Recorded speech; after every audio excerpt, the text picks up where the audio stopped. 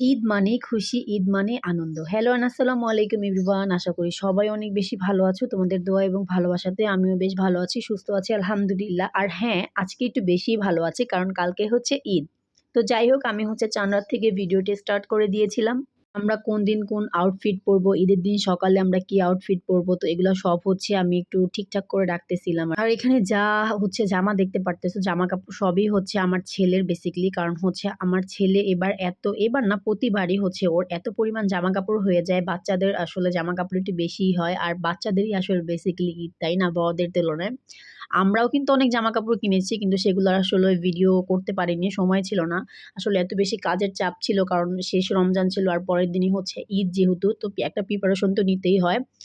তো শেষের দিনে ইফতারে আমি এখানে খিচুড়ি করেছিলাম, তারপরে চিকেন করেছিলাম, সালাদ, তারপরে হচ্ছে মাছ ভেজেছিলাম, আরও অনেক কিছু ফ্রুটস কেটেছিলাম। আসলে সেদিন এত বেশি বৃষ্টি ছিল ভাবিনি যে হচ্ছে ঈদ আমরা ভালোমতো করতে পারবো। যদিও হচ্ছে বৃষ্টি অবশ্যই আল্লাহর ব্লেসিং, আল্লাহ হয়তোবা খুশি হয়েই নাকি বৃষ্টি দেয়। তো এটা নিয়ে আসলে মন খারাপ করার কিছুই নেই। বৃষ্টি হোক, ঝড় হোক, তুফান হোক কিছুই করার নেই। এভাবেই আসলে ঈদটা সেলিব্রেট করতে হবে। তবে হ্যাঁ, একটু খারাপ লাগে। বিশেষ করে বাচ্চাদের একটু বেশি খারাপ লাগে। কারণ ঈদের দিন একটু জামাকাপড় পরে ওরা বের হয়। তো বৃষ্টি থাকলে বাচ্চারা একটু মন খারাপ করে। তো তারপরে এই তো আমি এখানে সব সার্ভ করে নিয়েছি। আমরা এখন ইফতারটা করে নিবো। ইফতারটা করেই হচ্ছে আমার একটু মার্কেটে যেতে হবে।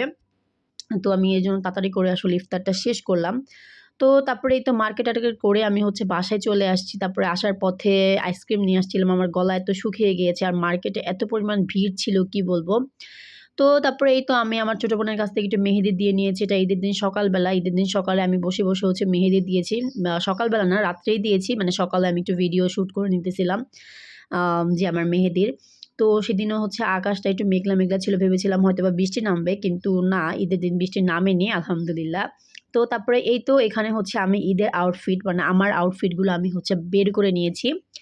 তো সব হচ্ছে আমি একটু ভিডিও করে নিয়েছি। আমার এভাবে ভিডিও করতে না এত বেশি ভালো লাগে। এটা ভেবেছিলাম চাঁদ রাতেই করব। বাট চাঁদ রাতে হচ্ছে সময় সুযোগ হয়নি।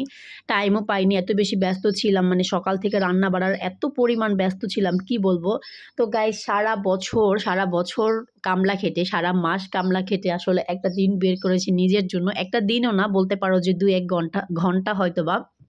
তো যাই হোক, এখানে দেখো আমি হচ্ছে গোল্ডগুলো সব বের করে নিয়েছি। ভেবেছি আসলে গোল্ড পরবো। গোল্ড তো সবসময় পরা হয় না। তাই ভাবলাম যে হ্যাঁ, ঈদের দিনে একটু গোল্ড পরাই যায়। তারপরে এই তো আমি এখানে পাস্তা রান্না করতে বসে গিয়েছি আরকি। যে পাস্তাটা রান্না করে ফেলি। তখন মোটামুটি সব রান্নাই হয়তোবা শেষ হয়ে গিয়েছিল। পাস্তাটাই ছিল। আসলে পাস্তা গরম খেতেই বেশি ভালো লাগে। তো পাস্তাটাও অনেক বেশি মজা হয়েছিল। তো এখানে আমি কিছু সবজি দিয়েছিলাম। বেশি সবজি দেইনি। পাস্তাতে আসলে বেশি সবজি ভালো লাগে না। নুডলসে ভালো লাগে আবার। তারপরে এই তো আমার ঈদ ডেজার্ট এখানে হচ্ছে আমি পুডিং বানিয়েছি। তারপরে ছিল এখানে চাউমিন না এটা পাস্তা। তারপরে ছিল হচ্ছে এখানে কি বলে এটাকে চটপটি। তারপরে ছিল ৩-৪ রকমের সেমাই। তো অনেক কিছু আমি রান্না করে ফেলেছি গাইস। আমরা ২ জন মানুষ ছিলাম বাট আমি আমার হাসব্যান্ড বাট অনেক কিছু রান্না করে ফেলেছি। আসলে ঈদের দিন টুকটাক করে অনেক মানুষ চলে আসে। কোন দিক থেকে কে আসে বলা যায় না। তো এর জন্য আর আমি না কখনোই কম রান্না করতে পারি না। আমার আম্মু এই কথাটা আমাকে সবসময় বলে যে, "তোর হাতে কখনোই কম ওঠে না। তুই সবকিছুতে বেশি করিস কেন? মানে রান্না করিস কেন? কিনোস কেন?" মানে আমি কখনোই হচ্ছে কম দিতে বা কম করতে পারি না। আমার মনটা অনেক বড় গাইস। যাই হোক তোমাদের সাথে একটু ফান করলাম। তারপরে এই তো দেখো কি সুন্দর করে আমি একটু ডেকোরেশন করে নিয়েছি। আর পাস্তাটা আমি হচ্ছে একটু হটপটে রেখেছি। কারণ একটু গরম থাকবে। পাস্তা ঠান্ডা হলে আবার ভালো লাগে না। তো এই তো তার সাথে হচ্ছে চটপটিও বানিয়েছি। আমার কেন জানি ঈদের দিন অনেক বেশি চটপটি খাইতে ইচ্ছা করতেছিল। আর আমার মনে হয় কি সবার বাসায় হচ্ছে ঈদের দিন টুকটাক সেমাই থাকে। সবার বাসায় কিন্তু থাকে। চটপটিটা খুব কিন্তু কম মানুষই বানায়। কারণ হচ্ছে একটু কষ্টদায়ক। মানে ডাবলি সিদ্ধ করো আবার এটা প্রসেসিং করা খুবই কষ্ট। যার কারণে আমি ভেবেছি আচ্ছা ঠিক আছে আমি হচ্ছে চটপটি বানাবো এবার। আমি কখনোই বানাইনি। এটাই ফার্স্ট টাইম ছিল আমার। তো আলহামদুলিল্লাহ আমি মানে সবকিছু করতে পারছি। এটাই হচ্ছে সবচেয়ে বেশি। তো এগুলো করে আমি হচ্ছে এখন পোলাও, মাংস, রোস্ট এগুলা রান্না করতে যাবো। তো সেগুলার আমি আর কোনো ভিডিও ক্লিপস নেই নাই। কারণ আমার এত বেশি টায়ার্ড লাগতেছিল। এত রান্নাবান্না আমি একা মানে করেছি তাহলে বুঝতেই পারতেছো যে কি পরিমাণ হচ্ছে আমার উপর দিয়ে একটা প্রেশার চলে গিয়েছে। একা কাজ করা কিন্তু খুবই কষ্ট। আর যদি ছোট বেবি থাকে, একজন যদি হেল্পিং হ্যান্ড থাকে আর হেল্পিং হ্যান্ড তো ঈদের সময় থাকবে না এটাই স্বাভাবিক। কবে আসে জানি না। সবার ছুটি হয়ে যায় মানে বন্ধ হয়ে যায় কিন্তু হেল্পিং হ্যান্ডদের হয় না। তো যাই হোক কিছুই করার নেই। এখন আমি টুকটাক করে একটু ফ্রেশ হয়ে নিয়েছি। জাস্ট বাসারই একটা পুরাতন জামা আমি পরে নিয়েছি। আসলে ভালো লাগতেছিল না, ভাবছি রেস্ট নিয়ে পরে হচ্ছে নতুন জামা পরবো। আর দেখো এখানে আমার ছেলে বলতেছে ওকে একটু ভিডিও করতে, তাই ওর একটু ভিডিও করেছি।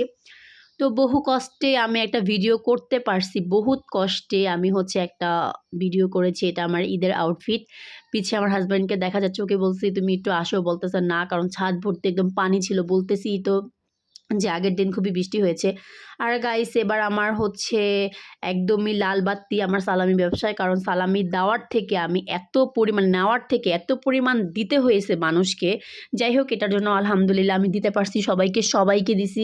এটার জন্য হচ্ছে আমার অনেক বেশি ভালো লাগে। আসলে একটা জীবনে একটা নির্দিষ্ট সময় থাকে, যেই সময়টা আপনি দেখবেন যে নেওয়ার থেকে দিতেই বেশি ভালো লাগে। হয়তোবা আমি এই সময়টাতে এখন আছি, এই বয়সেই আছি।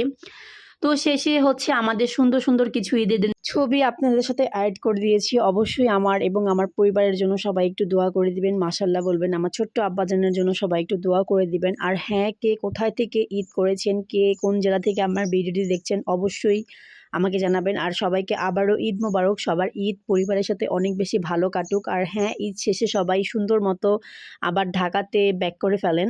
আমি বলব ঢাকা আপনাদের ছাড়া একদমই পরিপূর্ণ না। ঢাকা আমার আপনাদের সবার। তো সবাইকে আবারও ঈদ মোবারক। আসসালামু আলাইকুম এভরিওয়ান। Thanks for watching.